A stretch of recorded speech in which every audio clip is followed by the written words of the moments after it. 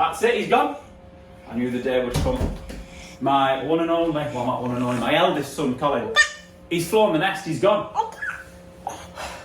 Problem is there's no jobs around here.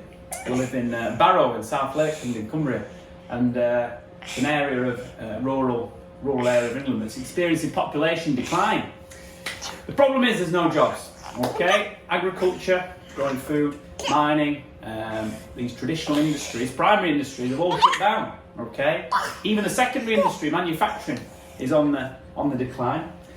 Now, thankfully, there's a next generation. Come here, son. Come here, son.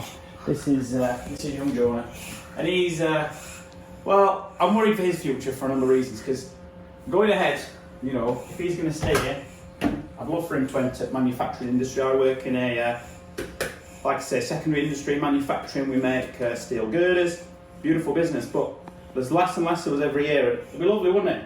This young man, you could join it, couldn't you? But unfortunately, it ain't going to happen. So, lots of people leaving this area. My son Colin included, he's gone.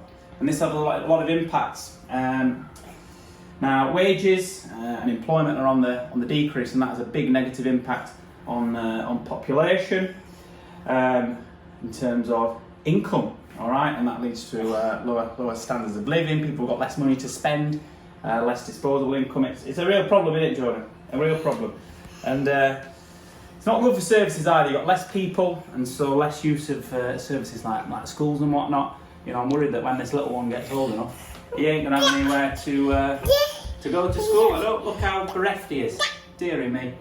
And you've also got an elderly population now, so too many old people. You've got real problems with the health system. Yeah, pressure on the health system is no good indeed. So there you have it. People leaving rural areas, not good at all. Not good at all.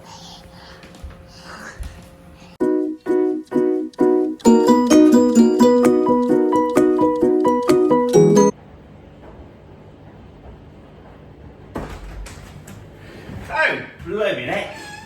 Well, now really bloody traffic. It's been awful, absolutely awful. Well, I'm Bert. I've lived here in North Somerset my entire life, as you can tell. And, well, been a bit of a pickle recently because of the population increase. You see, last 10 years, we've just seen this boom in people living in the local area. Now, the big reason for it really is the attractive position we're in. We're near to big cities like Bristol. And a lot of people work in Bristol, but they like the rural living, so they come out here and they live in the little villages around North Somerset. Now, that's some positives. We've seen an increase in employment, wages, little cafes and shops getting more visitors, which is absolutely brilliant. My wife works in a little cafe, little Doreen. She absolutely loves it. Raking it in, she is.